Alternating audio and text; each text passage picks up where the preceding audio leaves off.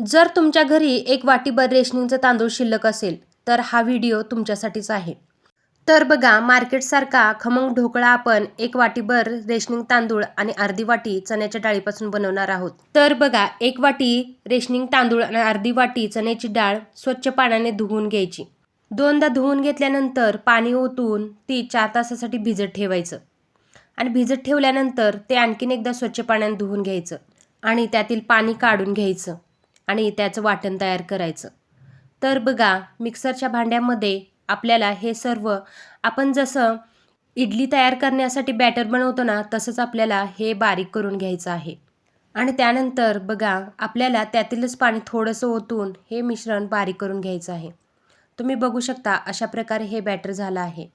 आणि ह्या मिश्रणामध्ये आपल्याला 3 चमचे घरातील दही घालायचं आहे आणि व्यवस्थित असं हलवून घ्यायचं आहे आणि चवीनुसार मीठ आणि 2-3 मिरच्या ठेचून टाकायच्या आहेत आणि ढोकळ्याला कलर येण्यासाठी 1 चमचा हळद टाकायची आहे. व्यवस्थित हे बॅटर हलवून घ्यायचं आहे, तरच ढोकळा हा चांगला होतो.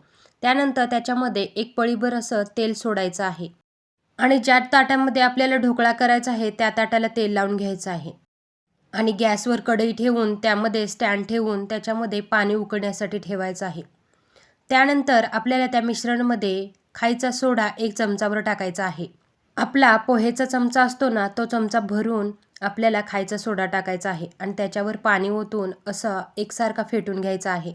आपण जेवढे जास्त व्यवस्थित फेटू तेवढा आपला ढोकळा जास्त असा फुगतो आणि व्यवस्थित होतो. तर बघा, हे मिश्रण आपल्याला ताटामध्ये काढून घ्यायचं आहे. आपल्या ताटाच्या साईजनुसार आपल्याला त्यामध्ये मिश्रण ओतायचं आहे.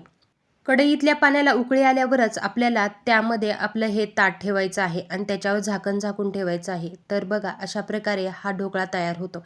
त्यानंतर जिऱ्या मोहरीची फोडणी, कढीपत्ता, हिरवी मिरची आणि 1 चमचा साखर घालून त्यामध्ये पाणी ओतून अशी फोडणी तयार करायची आणि ती फोडणी अशी ढोकळ्यावर अशी टाकायची आहे. तर बघा, असा मार्केटसारखा ढोकळा तयार झाला आहे आणि आपल्याला जसा आवडेल अशा शेपमध्ये आपल्याला तो कट करायचा आहे.